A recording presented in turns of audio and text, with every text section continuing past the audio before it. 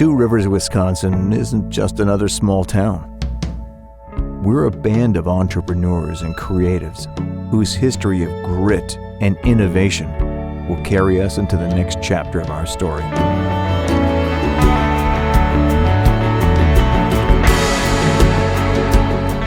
We look to the past to move forward.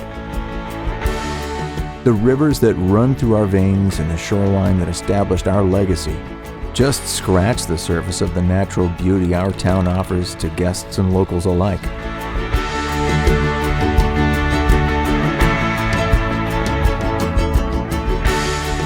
While some things may change, we'll always be timeless and remain true to who we are.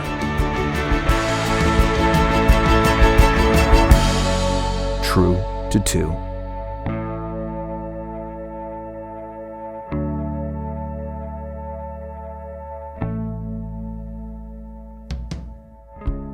When branding a community, there's a lot of value in bringing in an outside consultant. There's the saying that it's hard to see your label from inside the jar, and I think that's what an outside consultant can really bring to a project like this. We don't come in with any, bias. We don't take things for granted that you think you may or may not be communicating. Everything's seen with a fresh set of eyes.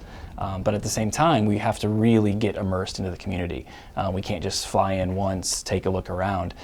So to do that, we planned 3 week-long trips. During those trips, we're getting to see not just the seasons and the different tourism activities, but we're really getting ingrained in the community, talking to business leaders, business owners, residents, tourists, and really getting an understanding of what this community is all about.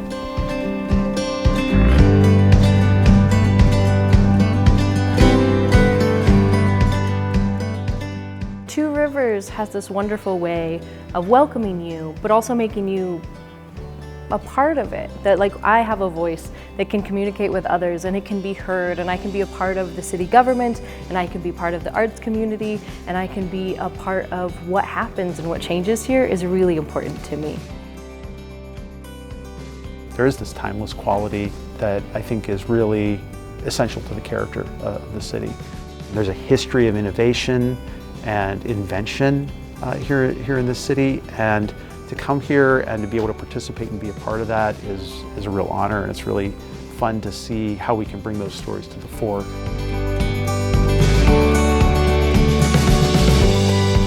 With Sepia Chapel, I would say we are super excited to be part of the community and the other things that are happening around us. Having our kids jump on our bikes on a Saturday and having trails to go on and little places to stop and shop and so forth is that makes for a pretty good life. I personally love the seasons that we have. I mean, we have a really nice summer, and Two Rivers has always been known as a cool city. It never gets really, really hot here. And in the wintertime, the lake has a tendency to kind of moderate how extreme the temperatures get here. But if you like cross-country skiing, outdoor activities, the nature preserves that we have here, the state parks we have here offer a tremendous opportunity for that. Woodland Dunes is actually a very magical place for this community, this region, this state, and the world. We get visitors from all over, including Russia, Asia, and the hallmark that makes Woodland Dunes so great is that we have 1,500 acres of preserved habitat, and a good portion of that is considered globally significant in conservation status. So that in itself, piques the curiosity of many people, and we have a lot of wildlife here, great varieties of plant life, bird life, mammals, amphibians, the whole thing. So we get tourists who are interested in all of these things and more. So it's great to draw people from all over into Two Rivers. This is one of the best communities I've ever been in, and I just love the small town atmosphere. There is no traffic jams, very little noise, very little crime, and most of the people in town, and people are just friendly and helpful. And it's a beautiful setting, let's face it. I mean, we are on Lake Michigan. The view, every day I leave my house and go to work, and within 30 seconds I'm looking at Lake Michigan, and it's beautiful every day. I can drive 2 minutes into town and I'm on the river. There's parks everywhere. Everywhere you go, within a couple minutes, you can be at one of the nice parks. And then capitalizing on the events. There's always stuff going on. We like the city. It's got a really cool vibe. It's got charm. It really does. And it has a very interesting history, especially with the fishing. Morning.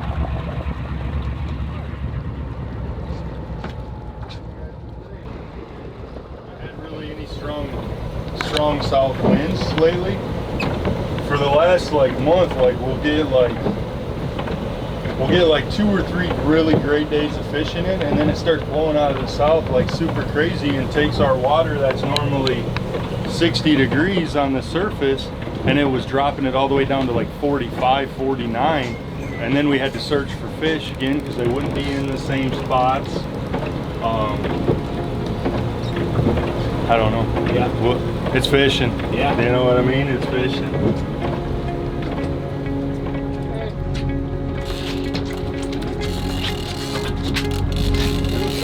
Oh, okay, stop. Okay, start walking back. Ready?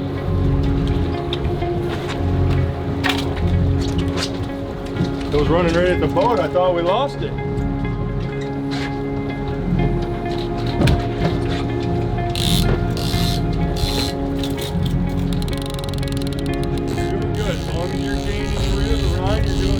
Make sure that the rod tip stays up and don't go any much lower than that. And then we can get a chance to slash and they'll pop right now. Getting close.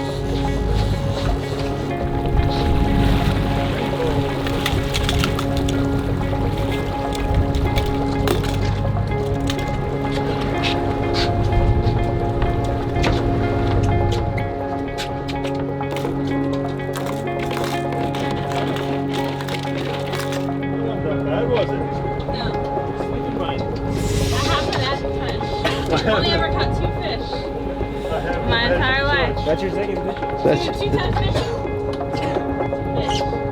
2 big fish, Teresa. Nice fish.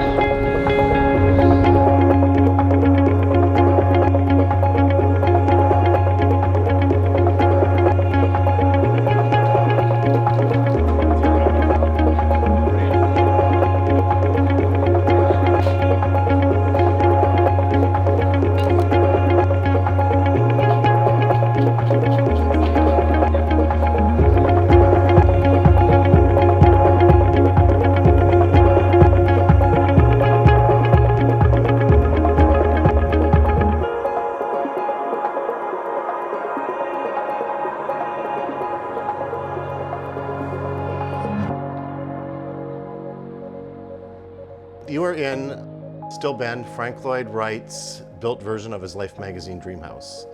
This house was built in 1939, finished in 1940. The history of this house is the original design was in Life magazine, September 26, 1938. Bernard and his wife Fern of Schwartz Manufacturing, right here in town, still in business after 100 years, subscribed to Life magazine. They had seen this house. They had a new young son, Steve, and they were ready to build a new house, and they contacted Frank Lloyd Wright and said, we really like that house you have in Life magazine. Could you build another one? And he said, sure. They found this plot of land, which was not in city limits at that point. And so Frank Lloyd Wright went to work. He took the original design from Life magazine and changed the materials to red tidewater cypress, which is this wood, and red brick out of Chicago. And construction began in the fall of 1939 and was completed in the spring of 1940. He called the house Still Bend because of this big bend in the East Twin River and a big marshy area. It's a very poetic name. This house is important to Two Rivers in that it does bring a lot of attention to Two Rivers, and it's one of 2 major historic cultural institutions in this town.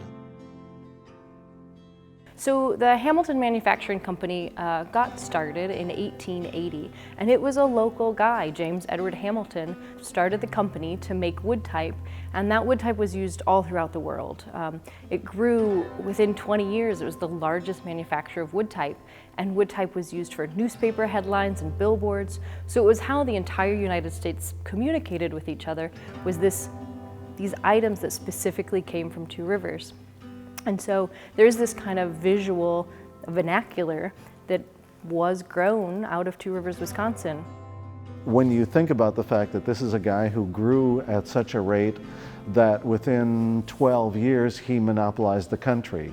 You know, think about all the newspapers between your house and mine. I don't care where it is, really, right? So he's amassed the entire country in terms of who he's supplying with product.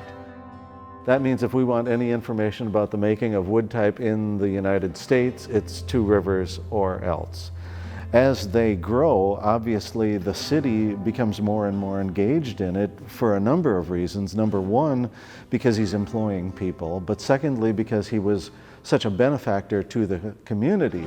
So you have the Hamilton Community House, and you have Hamilton Manufacturing, and you have a variety of other things that he donates to the city, from the band to other things that, you know, really make that presence inseparable. My great-grandfather went to work at Hamilton's in 1896, and my grandfather went to work there in 1910, and my dad worked there for a while, and I worked there for a little while, so Hamilton's was part of our family, and just by circumstance now it's gone. That accounted for about 4,000 jobs in this small community, so I mean that was created a big change.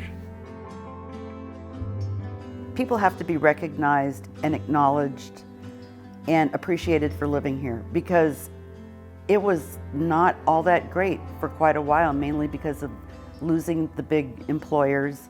It was very depressing, and it's a very sad thing because it was a great part of history, and Hamilton's was a huge portion of a lot of people's lives, and for that just to be gone, you know, that's kind of heart-wrenching.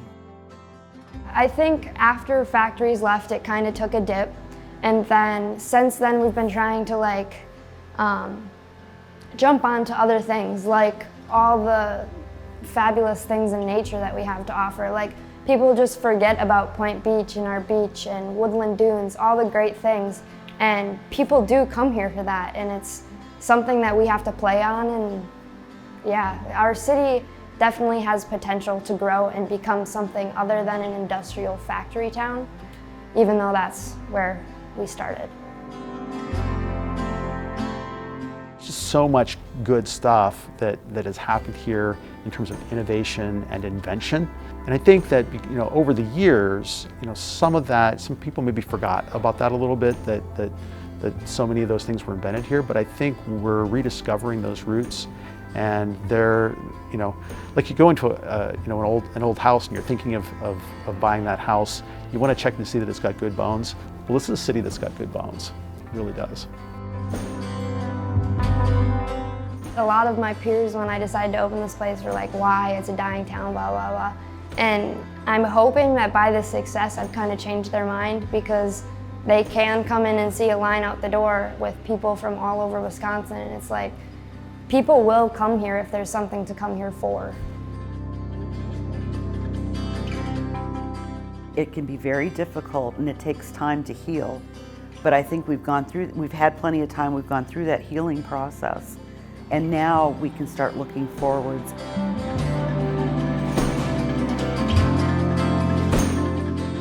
This is kind of the cornerstone of the whole project, is the brand principles, because when we're creating a brand, it's not about personal taste. So we create one common set of values, which is the brand principles, and that's what we measure everything against. So when we're looking at taglines, logos, we're not asking, do you like this logo? We're asking, does this logo best communicate the brand principles? So that's where we start every project, is what are those brand principles? What are those shared values across all the different audiences? Whether you are a tourist or a resident, what are those shared values that attract you to this area? And so these are the 3 brand principles that we landed on and worked on with the committee. The first being timeless, the second being creative and entrepreneurial, and the third being comfortable, and comfortable speaking more to just, we're not trying to be, you know, fancy, we're not trying to be something we're not. So it kind of encompasses the welcoming side. It also encompasses style and aesthetics. You know, it's comfortable here. we had multiple trips, we talked to countless people, we've done surveys, we've researched the areas, and so our first thing to do is to try to craft the brand story. So take in thousands of inputs and kind of come back out with, well, what do we think that brand story is? We really honed in on these two words, timeless and true. Timeless speaks to both old things that last forever, but also new things created in a timeless way. Timeless things are simple, quality, and always in style, but never trendy. They favor function over luxury. They have character and style without being flashy. They're true to their purpose. The second word was true. The lake in view is always changing, day to day and hour to hour. The city is also changing. We can embrace and be comfortable with change because we remember who we are and where we came from. We look to our past for inspiration and guidance. While we may be changing, we'll be timeless and remain true to who we are. So you can see that we're really using this idea of timeless and true, and the idea of change, there's a lot of people that are uncomfortable with change. There's a lot of people that when this project rolls out are gonna go, why are we changing anything? Why are we doing anything, right? And we believe that we can bring those people along because those are important people. We can't just say, well, sorry. We think we can bring them along and make them feel comfortable with this because we'll reassure them that, yeah, things are changing, but we're gonna do this in a timeless way. We're gonna do this in a way that is very true to who we are, that's very true to Two Rivers. We're not changing who we are, we're just moving forward. And when we think of things that are true, I mean, Emily's shop, brand new business, started by a young female entrepreneur. Well, this is the home of the ice cream sundae. So to me, that's like a very true to who you are thing, but in a new way. Hamilton, very true to the creative and entrepreneurial spirit and the history of the community. Sepia Chapel took something that was historic and beautiful and created something new in a new way, but stayed true to the beauty and the architecture of the space. A lot of places don't have that long history that they can draw on, but specifically Two Rivers can look at its manufacturing roots and say, we can tell a story in a very specific way and look at how things were designed. And so I love that idea that we can take this history and give it like a modern twist. So I think it's really important that design is a huge part of how a story of a city is told.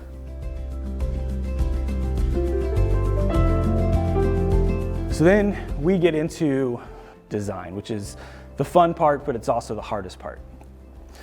And so we took all of that information and created this mood board after many drafts, and this is the mood board that we worked on with the committee and it was approved. And we're looking at some textures, architectural styles, type, colors.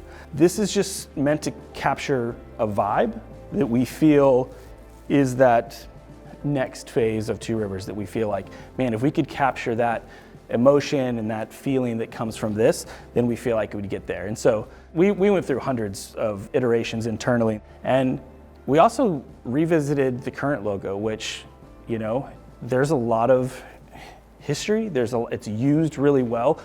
It does, in our opinion, look dated, and there's some elements about it that it needs a refresh, but there's elements within it that we think are important that we wanted to just see, is there a way we could take that and kind of, with the mood board, create this like new version of it that it fits in with what's on the right. And so our team kind of just started internally like destructing that and like kind of simplifying it of like, all right, what basic line elements can you get there? And ultimately, one of the early versions where we felt like, man, this all of a sudden really feels like it fits with this. That to me looks like it fits the mood board of what we're going for. But then we went back to that looking back to go forward.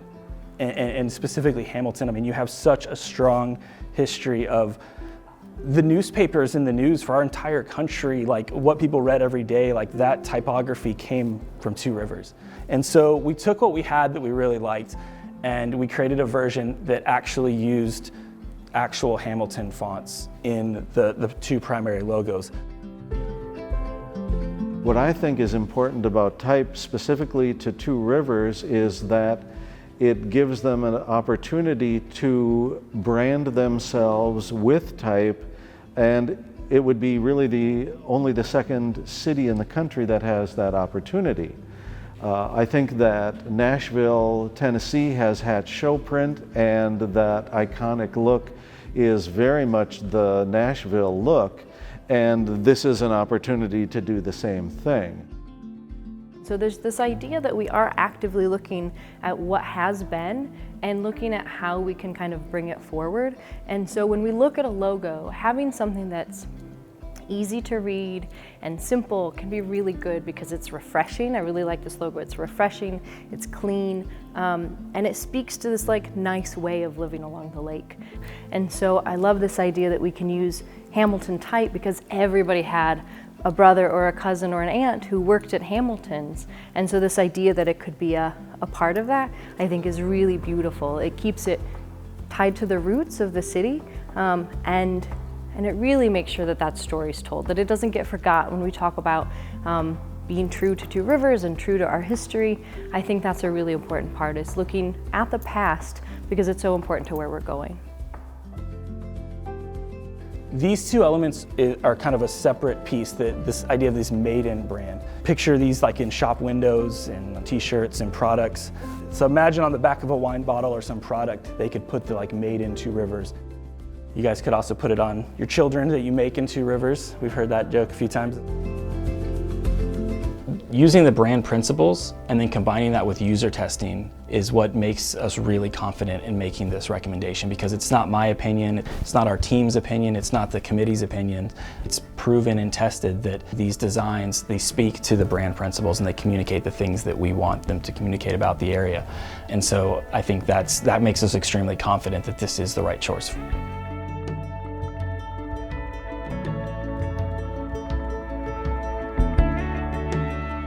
The last phase of the project is implementation, and so we don't want to just hand back the community, here's some design files and assets. Instead, we give them a roadmap of here's a multi-year implementation plan. It is definitely a thing that's going to start off slow and organic and slowly build over time. But the greatest brands in the world mean nothing on day one. It's all about how it's implemented, and in a community that comes down to really to you guys. We have to have these brand champions to like get the process, get what we're going after, so that when our part's done, you guys can pick it up and run with it and be those brand champions that really make it happen. Well, I would say a greater majority of the people are excited to make this city something better. I think there's a lot of stuff coming down the pipeline that's really going to enhance Two Rivers. I mean, we're the coolest spot in Wisconsin. All that stuff coming together, and people will see the community awaken.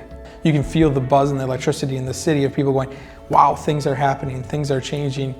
People are trying to make a difference in our community. And I think if we can compound on that, we're going to see great things in the city. We're yelling it. You know, we're not silent anymore, and we're letting the larger world know that, hey, here's Two Rivers. Here's what we've got. You've got to come and see us. And people are. We must be doing something right.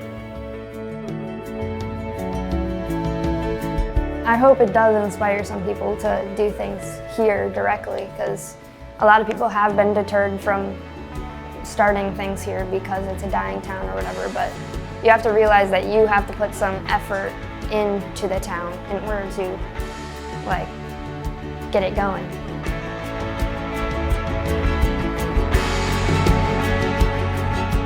For me, that's kind of the true to two. There's so much tradition and connection between neighbors and friends and family here in this place that it's kind of rare. But it is a very trusting and welcoming place to live, and I think that when we think about that, that authenticity and generousness of spirit, that's what comes to mind when I think of the true to two.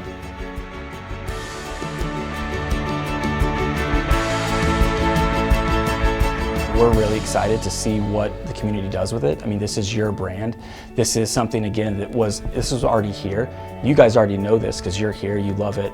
But this hopefully gives you guys the tools to go out, achieve your goals for your business, for your family, and make it what you want it to be.